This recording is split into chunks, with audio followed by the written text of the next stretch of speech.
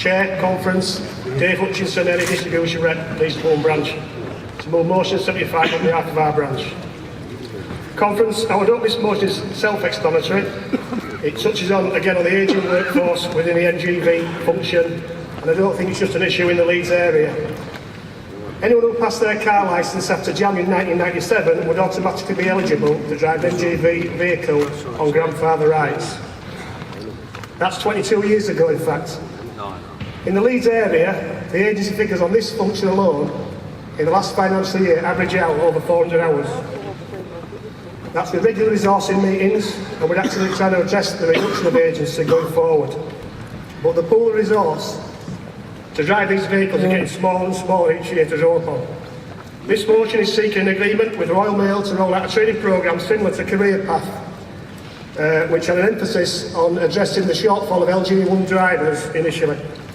The issue of development and training is illustrated in the Future of Area Distribution Agreement and also the PDA. But realistically, Conference isn't happening. It needs to change. We can't carry on losing these skills out of the business and not replenishing the loss. If we don't do something with accepting increase of agency drivers in this function, the detriment to the progression of our people in this industry. Conference, I move. Chair, Conference, Scott Haslam, Leeds number 1 to second, motion 75. Conference, Dave references to the Act name of grandfather rights, and I'm one of those young individuals that was faced with no 7.5 ton entitlement. Now I know I've had a hard paper round, so that's possibly not something you'd believe, but nevertheless that's the case.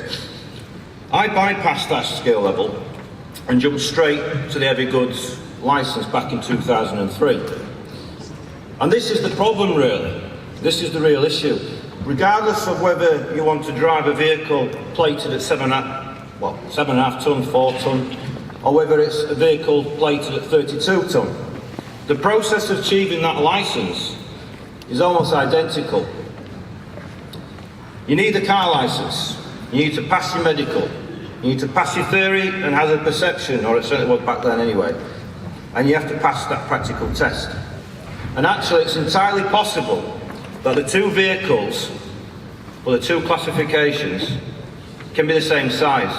And actually the only difference is a plate that tells you its weight. The career path process could be tweaked to give the option of training to 7.5 tonne with the same requirement to take up a job within the area distribution function. Career path is there as a way of giving our members the opportunity to a new skill and the pay associated with it. Career path is there to help address the skills shortages in the driving function. And the career path is there to generate a pool of drivers to help reduce the agency reliance. So therefore, Conference, this motion, we believe, addresses our concerns and equally seeks to protect the future of this unique and essential role in area distribution. So please support. John Thompson, York and District of Malbranch to support. We've lost several drivers within the York area through career path. They've gone up to train up to 17.5 tonne, and they've gone into any vacancies that have become available in Leeds.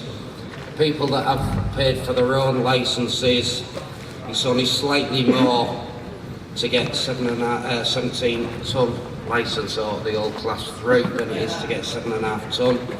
So they go for the better pay conditions with network, thus decreasing the pool that we've got. We've got a massive pool within our branch deliveries, people that have gone to Leeds for processing, and our collection drivers that would all stop in York if they had an opportunity to drive 7.5 tonne vehicles for area distribution.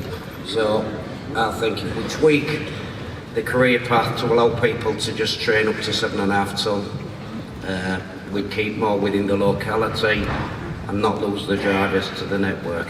Thank you very much. Shelley Banbury on behalf of the Post Executive asking Conference to support motion 75.